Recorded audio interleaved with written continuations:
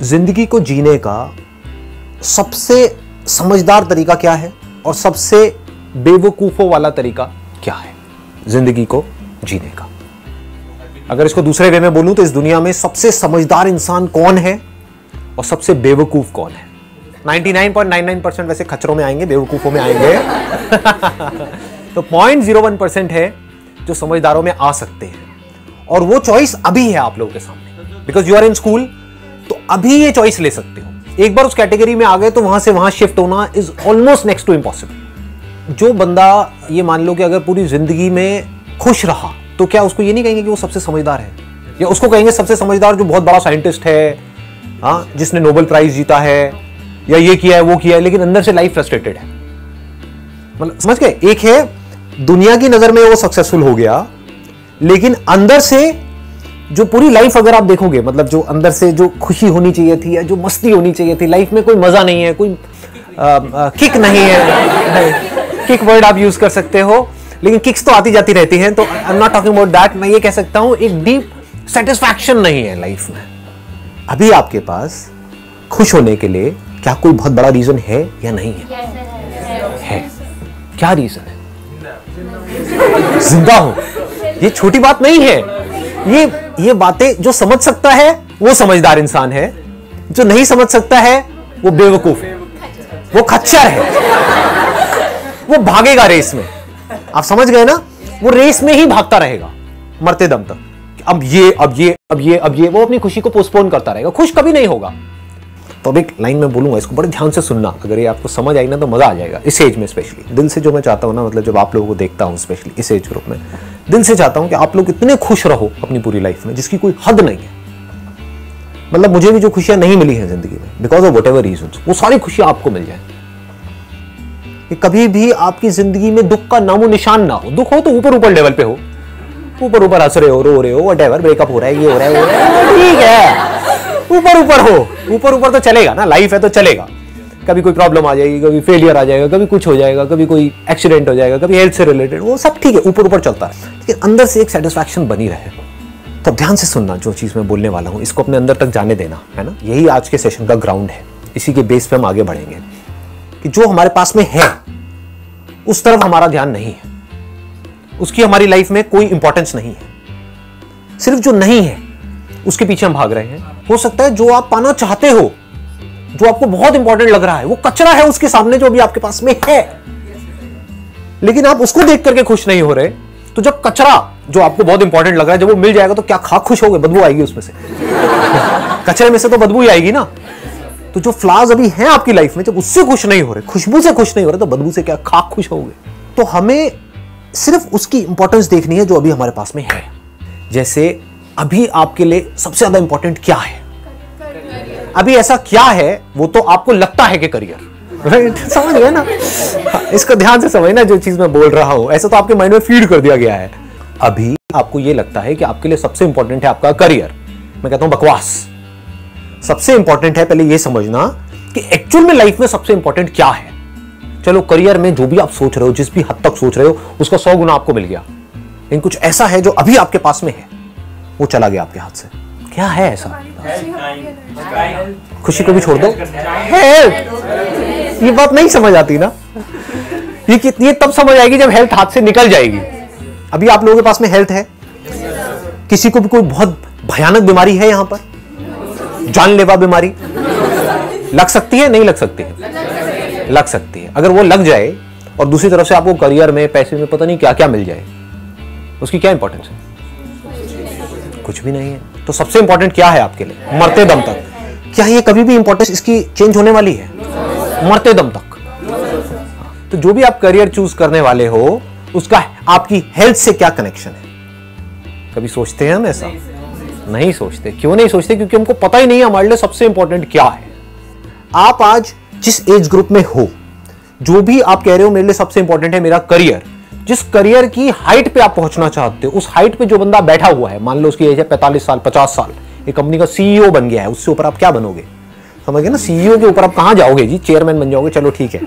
Any how, तो आप समझ पा रहे हो मैं क्या कह रहा हूं? अगर उस बंदे को ये ऑप्शन दिया जाए कि तेरे पास जो है वो मिला इनको, यानी कि आप जो यहां पर बैठे हो, आपको, और आपके पास जो है वो मिला उनको, क्या लगता है वो एक्सेप्ट करेंगे इस डील को या नहीं करेंगे?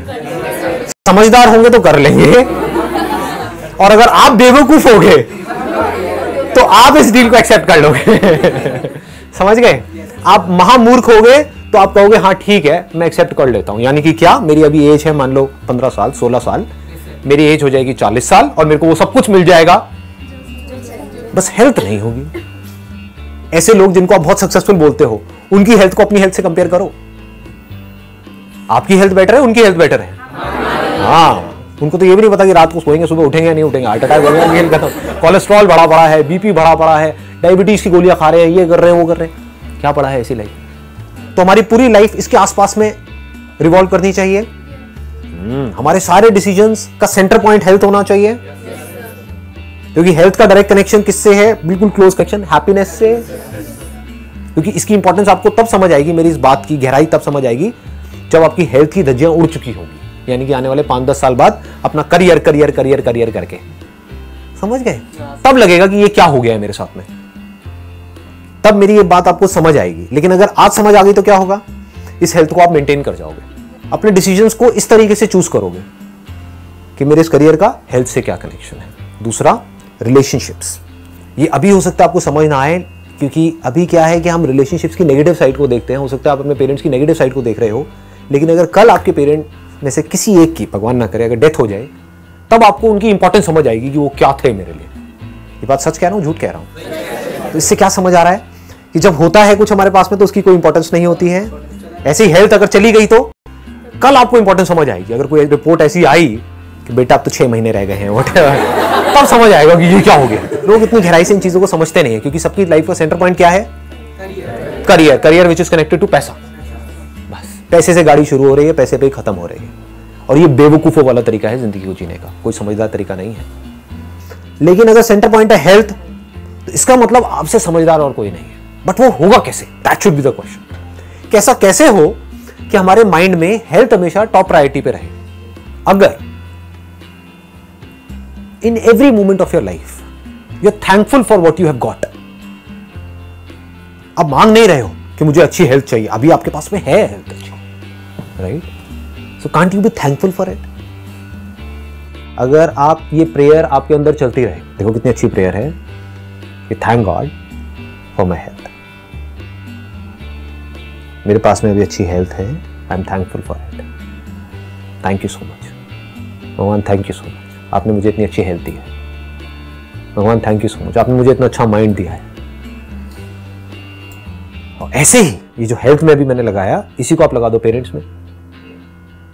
ये नहीं कि हे भगवान वैसे तो मेरे पेरेंट्स बड़े अच्छे हैं, लेकिन मेरे पापा है ना, उनको गुस्सा आना थोड़ा सा कम हो जाए तो मेरी लाइफ बहुत बढ़िया हो जाएगी। ये क्या मांग रहे हो? इससे क्या होगा? क्योंकि उनका जो नेचर है वो तो वैसे ही रहने वाला है, तो आप कभी खुश हो नहीं सकते। तो उनके अंदर कोई ना कोई पॉजिटिव क्वालिटी तो होगी, कुछ तो अच्छा होगा आपके फादर में, आपकी मदर में। ऐसा नहीं हो सकता कुछ भी अच्छा ना हो। तो उनकी उस अच्छाई को याद करके, if you are thankful to God और टू दिस यूनिवर्स और टू नेचर, हे भगवान थैंक यू सो मच, आपने मुझे इतने अच्छे पेरेंट्स दिए। तो अगर ऐसे आपके अंदर ये चलता चला जाए, and don't make it a routine, क्योंकि जब भी कोई चीज रूटीन बन जाती है तो बोरिंग हो जाती है। जैसे सुबह सुबह आपके घर वाले बोलते होंगे प्रेयर करने के लिए, तो वो तो फिर इतनी जल्दी हो जाती है कि समझ ही नहीं आता है कि कहां मतलब ऐसे कोई काम है, काम भी ऐसा जो बर्डन है, जबकि आपको पता नहीं है ये जो प्रेयर जिसकी मैं बात कर रहा हूं, रियल प्रेयर बता रहा हूं मैं आपको क्या होती है, रियल ग्रैटिट्यूड, रियल थैंकफुलनेस, इसकी क्या वैल्यू है, वो अगर आप समझ जाओ तो ऑनेस्टली बोल रहा हूं, आपसे ज्यादा समझदार इंसान इस पूरी दुनिया में कोई नहीं है। और अगर इसको ना समझ पाओ, आपसे बड़ा बेवकूफ कोई नहीं है। क्यों? Because if you are not thankful for what you have got, you will never be happy. जो आपके पास में है, अगर आप उससे खुश नहीं हो तो आप जिंदगी में मरते दम तक खुश नहीं हो सकते। अभी डिग्री नहीं है तो अभी ध्यान सारा डिग्री की तरफ है, डिग्री मिल जाएगी उसके बाद में नौकरी नहीं है तो ध्यान सारा नौकरी की तरफ है, नौकरी मिल जाएगी तो कंपनी में पॉलिटिक्स है, प्रॉब्लम्स है तो सारा ध्यान उसकी तरफ है। एक तरीका ये है जिंदगी जीने का। दूसरा क्या है जिसकी मैं बात कर रहा हूं?